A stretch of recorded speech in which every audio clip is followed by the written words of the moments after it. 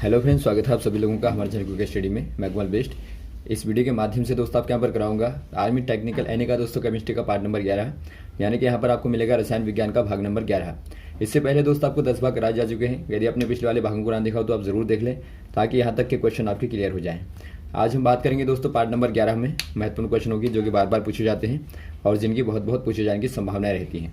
तो आराम से आप कॉपी और पेन निकाल लेंगे और जो भी क्वेश्चन यहाँ पर मिलेंगे दोस्तों, आप सारे क्वेश्चनों को लगातार नोट करते रहेंगे। तो देखिए शुरू करते हैं। पहला क्वेश्चन क्या दिखता है आपको? तो पहला क्वेश्चन आपको दिखता है दोस्तों, बायोगैस मुख्यतः क्या धारण करती है, यानी कि आपको बताना है बायोगैस मेनली कंसिस्ट ऑफ। यहाँ पर देखिए दोस्तों, जो बायोगैस होती है, बायोगैस के बारे में थोड़ा सा पहले जानते हैं। ये क्या कंसिस्ट करती है, यानी क्या धारण करती है।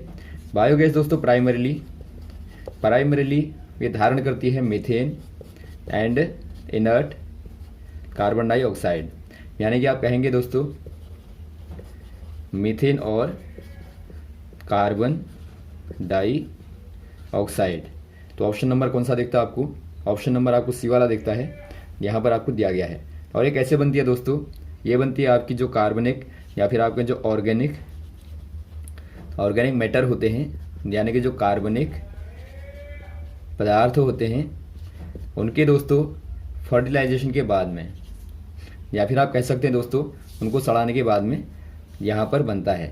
आप फॉर एग्जांपल आप देखें स्वेग को देखें दोस्तों, या फिर आप यहाँ पर कोई ऑर्गेनिक और कंपाउंड को ले लें, या आप गोबर को ही ले लें, तो आप देखते हैं उनका किण्वन के बाद या फिर उनको सड़ाने के बाद दोस्तों जो बायोगैस होती है ये प्राप्त होती है। बायोगैस की खासियत क्या होती है दोस्तों? बायोगैस क्लीन होती है। आप कहेंगे जो बायोगैस होती है क्लीन होती है, और साथ में दोस्तों ये आपकी रिन्यूएबल होती है, रीन्यूएबल, यानी कि आप इसको दोस्तों क्या कर सकते हैं, बार बार रिन्यू कर सकते हैं, यानी कि एक प्रकार का ऊर्जा का दोस्तों नवीकरण संसाधन है। तो ये महत्वपूर्ण चीज़ होती है कि आप बार बार दोस्तों बिना पोल्यूशन किए इसको रिन्यूएबल कर सकते हैं, यानी कि इसका आप बार बार यूज़ कर सकते हैं। तो यहाँ पर आपका हो जाएगा ऑप्शन नंबर बी वाला, सी वाला, कार्बन डाइऑक्साइड और मीथेन। अगला क्वेश्चन देखिए दोस्तों, पायरेथ्रिन जो कि मच्छरों की कॉइल के रूप में प्रयुक्त होती है, किससे प्राप्त होती है? यानी कि आपको बताना है pyrethrin used in mosquito coil is obtain from. यहाँ पर देखिए दोस्तों, जो पायरोथ्रिन होती है या फिर आप कहें पायरेथ्रिन, जो यहाँ पर पायरेथ्रिन होती है, ये दोस्तों एक प्रकार से आपने कॉइल देखी होगी जो मॉस्किटो को यानी कि एक प्रकार से जो मच्छरों को मारने वाली कॉइल होती है। तो इसमें कौन सी वाली दोस्तों कहाँ से प्राप्त होता है आपको बताना है।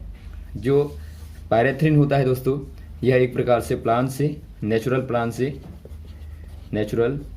प्लांट से दोस्तों प्राप्त होता है। एक प्रकार से दोस्तों फ्लावर से, यानी कि फूलों से प्राप्त होता है।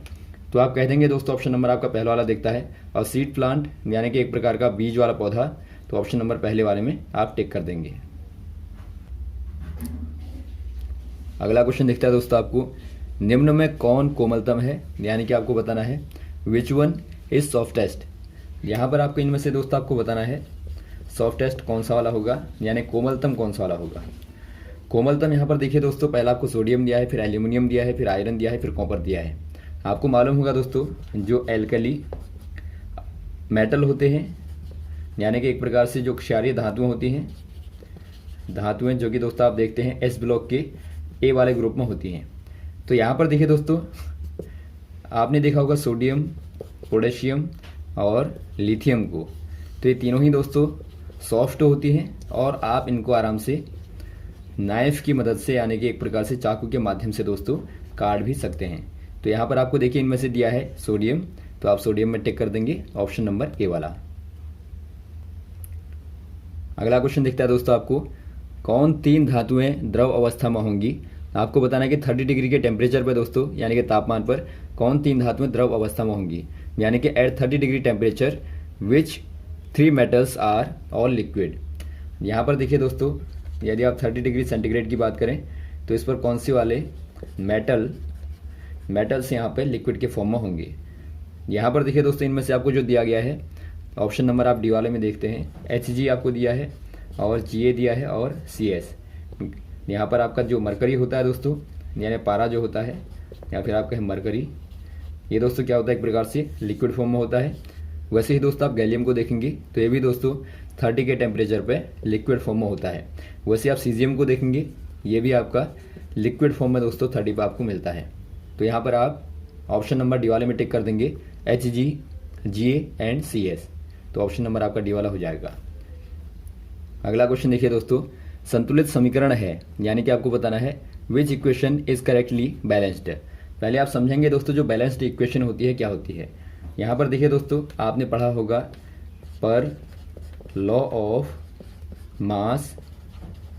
Mass conservation of an equation. इसके अकॉर्डिंग क्या होता है दोस्तों, यानी कि द्रव्यमान संरक्षण के नियम के आधार पे कहीं भी इक्वेशन में दोस्तों जो number of atoms in left side equal to number of atoms in right side होता है। यानी कि दोस्तों जो लेफ्ट साइड में नंबर ऑफ एटॉम होंगे उतने ही आपके राइट साइड में भी नंबर ऑफ एटॉम होने चाहिए, तो ही उसे दोस्तों आप बैलेंस कह सकते हैं। यानी कि वहाँ पर जो मास होगा दोनों तरफ का वो दोस्तों बराबर होगा, यानी कंजर्व होगा। तो इसके अकॉर्डिंग यदि आप देखें दोस्तों इक्वेशन को, तो यहाँ पर आपको इक्वेशनों में देखिए, पहले आप देख लेंगे क्या क्या आपको दिखता है। यहाँ पर आपको सोडियम दिखता है, यहाँ पर आपको O यानी कि ऑक्सीजन दिखता है, हाइड्रोजन दिखता है H, और एल्यूमिनियम Al दिखता है। तो यहाँ पर देखिए दोस्तों आपके लेफ्ट साइड में जितने हैं उतने ही आपके राइट में होने चाहिए। यहाँ पर देखिए सोडियम आपका लेफ्ट में है 1, और राइट में आप देखते हैं दोस्तों यहाँ पे है 1। वैसे आप O को देखते हैं लेफ्ट में 1 और 2, और राइट में देखते हैं दोस्तों आप यहाँ पर 2 हो गए और 2 ही हैं। और वैसे आप नेक्स्ट वाले को H वाले को देखें तो H वाला दोस्तों यहाँ पे 2 है, लेफ्ट में 1 और है 3 है। और वैसे आप यहाँ पे देखें दोस्तों H वालों को, तो यहाँ पर देखिए 2 दूनी 4, यानी कि दोस्तों बैलेंस नहीं होगा, तो पहले वाले को छोड़ देंगे। नेक्स्ट वाला देखिए दोस्तों, यदि आप लेफ्ट में देखें सोडियम को 2 यहाँ पे हैं 2, तो राइट में देखेंगे तो यहाँ पे 2 हैं 2, तो वो में दोस्तों आपके 2 यहाँ पे हैं और 2 यहाँ पे हैं, देखिए तो 4 हो जाएंगे। वैसे आप यहाँ पे राइट में देखेंगे दोस्तों, तो राइट में आपके 2 गुणा 2 यानी कि 4 हो जाएंगे। वैसे आप H को देखें, H दोस्तों लेफ्ट में यहाँ पर 2 देखते हैं, यहाँ पर 4 यहाँ पे हैं, यानी कि 4 2 6। और वैसे आप यहाँ देखेंगे 3 दूनी 6। वैसे आप एल्यूमिनियम को देखें, यहाँ पर 2, और आप राइट में देखेंगे तो यहाँ पर भी दोस्तों 2 देखते हैं। यानी कि दोस्तों आप देखते हैं सेकंड वाली जो इक्वेशन है ये दोस्तों आपकी बैलेंस को दिखाती है, यानी कि संतुलित को दिखाती है। यहाँ पर देखिए नंबर ऑफ एटम दोनों साइड में आपको बराबर दिखाई देते हैं, तो यही दोस्तों बैलेंस इक्वेशन कहलाती है। तो यहाँ पर आप ऑप्शन नंबर बी वाले में टिक कर देंगे, ये वाला। अगला क्वेश्चन देखिए दोस्तों, इलेक्ट्रोप्लेटिंग प्रक्रिया में एक बर्तन जिंक के साथ होता है, यानी कि आपको बताना है in process of electroplating a utensil with zinc. दोस्तों यहाँ पर देखिए आपको पहले समझना होगा जो प्लेटिंग की प्रोसेस होती है दोस्तों, यहाँ पर होता क्या है। यहाँ पर दोस्तों कोई बर्तन के ऊपर आप इलेक्ट्रिकली दोस्तों एक परत को चढ़ाते हैं, यानी एक प्रकार से एक चादर को दोस्तों पॉलिश करते हैं। आपने देखा होगा दोस्तों, खासतौर पर बर्तनों में आपने देखा होगा बाहर से पॉलिश होती है, जो एक चमकदार परत होती है दोस्तों, जो कि बर्तन को बचाती है, यानी कि एक प्रकार से चमकीला भी बनाती है दोस्तों, और साथ में उसको बचाती भी है, यानी कि प्रोटेक्ट करती है। तो यहाँ पर आपको बताना है कि कौन सी वाली यहाँ पे जिंक के साथ में दोस्तों और जो आपका यूटेंसाइल होता है, जो बर्तन होता है, दोनों किस प्रकार से कार्य करते हैं। यहाँ पर देखिए दोस्तों आप इलेक्ट्रिकली करेंगे तो यहाँ पर आपको क्या चाहिए होता है, एक आपको कैथोड चाहिए होगा दोस्तों, और एक आपको एनोड चाहिए होगा। तो यहाँ पर देखिए जो आपका जिंक होता है दोस्तों, वो एक प्रकार से यहाँ पे सैक्रिफिशियल एनोड का काम करता है, यानी एक प्रकार से ऐसा एनोड दोस्तों जो कि एक प्रकार से कैथोड में पूरी तरह से चिपक जाए। यानी एक प्रकार से आप कहेंगे दोस्तों जो यहाँ पे यूटेंसाइल होता है वो दोस्तों एक प्रकार से कैथोड का कार्य करता है, और वैसे ही आपका जो जिंक होता है वो एनोड का कार्य करता है। एनोड का कार्य करेगा जिंक। यानी यहाँ पे क्या होगा दोस्तों, एक प्रकार से जो कैथोड होगा, जो एक प्रकार से जो यूटेंसाइल होगा, वहाँ पर दोस्तों पूरी तरह से जिंक जो है वो तो कैथोडिकली चिपक जाएगा। तो यहाँ पर ऑप्शन नंबर कौन सा वाला हो जाएगा, ऑप्शन नंबर यहाँ पर हो जाएगा दोस्तों सी वाला, the utensil made the cathode and pure zinc made the anode. यहाँ पर जो यूटेंसाइल होगा कैथोड को बनाएगा, और जो प्योर जिंक होगा दोस्तों एनोड को बनाएगा। तो ऑप्शन नंबर आप सी वाले में टिक कर देंगे। अगला क्वेश्चन देखिए दोस्तों, साबुन ग्रीस यानी कि गंदगी को दूर करता है कौन सी वाली मेथड के द्वारा। यानी आपको बताना है सोप रिमूव्स ग्रीस बाय। दोस्तों यहाँ पर देखिए आपने देखा होगा जो कपड़ों पे एक प्रकार से ग्रीस लगा रहता है दोस्तों। ग्रीस क्या होता है एक प्रकार से, ये भी दोस्तों आपका लिक्विड फॉर्म ही होती है जो कि दोस्तों कपड़ों पर चिपक जाता है। तो यहाँ पर आपको बताना है साबुन यानी जो सोप होता है वो दोस्तों इसको निकालता है, रिमूव करता है कौन सी वाली मेथड के द्वारा। यहाँ पर आपको दिया है दोस्तों, देखिए यहाँ पर आपको एम्प्लीफिकेशन दिया है, तो एम्प्लीफिकेशन के द्वारा ही निकालता है दोस्तों। इसके लिए आप थोड़ा सा प्रोसेस को समझेंगे। यहाँ पे देखिए, यहाँ पर जो सोप होता है दोस्तों वो एक प्रकार से एम्प्लीफायर के तौर पर कार्य करता है। एम्प्लीफायर क्या होते हैं दोस्तों, ये इस प्रकार के सबस्टेंसेस होते हैं जो कि एक लिक्विड को दूसरे वाले लिक्विड के ऊपर क्या कर देते हैं, डिस्पर्स कर देते हैं। डिस्पर्स करने का मतलब है दोस्तों उसके ऊपर बिखेर देते हैं, यानी एक प्रकार से आप कहेंगे उसके ऊपर दोस्तों बिछा देते हैं या आप बिखेर देते हैं। तो यहाँ पर देखिए ग्रीस होता है दोस्तों पानी के साथ में। पहला लिक्विड आप ग्रीस को ले लें और सेकंड वाला आप वाटर को ले लें यानी कि पानी को ले लें। तो यहाँ पर देखिए आप नॉर्मली मिलाएंगे दोस्तों, तो यहाँ पर जो ग्रीस होता है वो पानी के साथ में डिस्पर्स नहीं हो पाता, यानी एक प्रकार से आप कहेंगे पानी के साथ में दोस्तों मिसिबल नहीं हो पाता। यानी दो प्रकार के कैसे लिक्विड होंगे यहाँ पे, इमिसिबल होंगे, यानी आप दोनों को दोस्तों मिला नहीं पाएंगे, यानी कि नहीं मिलने वाले दोनों लिक्विड होंगे। तो ऐसे केस में दोस्तों यहाँ पर साबुन का आप इस्तेमाल करेंगे या फिर आप कोई डिटर्जेंट का इस्तेमाल करेंगे। तो ये क्या करेगा दोस्तों, ये दोनों के साथ में रिएक्शन करने के बाद में इसको क्या बना देगा, मिसिबल बना देगा, यानी कि एक प्रकार से उसके ऊपर दोस्तों डिस्पर्स कर देगा। और डिस्पर्स करने से क्या होगा दोस्तों, जो गंदगी होगी, जो ग्रीस होगा, पानी के साथ में बाहर आ जाएगा। तो यही प्रोसेस कहलाती है आपकी एम्प्लीफिकेशन। ऑप्शन नंबर आपका सी वाला हो जाएगा, एम्प्लीफिकेशन में आप टिक कर देंगे। अगला क्वेश्चन देखिए दोस्तों, बेकेलाइट रेडस के संघनन से बनता है, यानी कि आपको बताना है bakelite is formed by condensation of. यहाँ पर देखिए दोस्तों जो बेकेलाइट होता है, बेकेलाइट होता क्या है दोस्तों, यह एक प्रकार का प्लास्टिक होता है। प्लास्टिक होता है दोस्तों जिसका नाम होता है रेसिन। आप याद रखेंगे ये क्वेश्चन में पूछा जाता है, रेसिन इसका नाम होता है दोस्तों। लेकिन जो ट्रेड नेम होता है, यानी कि ट्रेड नेम कहने का मतलब है जो एक प्रकार से व्यवसायी नाम होता है, यानी व्यवसायी नाम जो होता है, ट्रेड नेम जो होता है वो दोस्तों बेकेलाइट होता है। तो यहाँ पर देखिए जो रेसिन होता है दोस्तों, या फिर आप कहें बेकेलाइट जो होता है, ये बनता है फिनोल और फॉर्मल्डिहाइड की रिएक्शन के बाद में। यदि आप बनाएंगे दोस्तों दोनों को, यहाँ पर देखिए कैसे बनेगा। यहाँ पर आप फिनोल को ले लें। फिनोल क्या होता है दोस्तों, बेंजीन रिंग के ऊपर OH आप लगा देंगे और साथ में आप रिएक्शन करेंगे फॉर्मल्डिहाइड की। यहाँ पर देखिए CHO जो होता है दोस्तों एल्डिहाइड ग्रुप होता है, HCHO मतलब फॉर्मल्डिहाइड। तो रिएक्शन करने के बाद क्या मिलता है, यहाँ पर आपको मिलेगा OH रहेगा यहाँ पे, और यहाँ पे दोस्तों CH2 कर देंगे आप। तो ये देता है दोस्तों आपका, और OH लगा देंगे, ये आपका क्या देगा दोस्तों, ये कहलाता है मोनोमेथिल फिनॉल। तो आपका मोनोमेथिल फिनॉल होता है।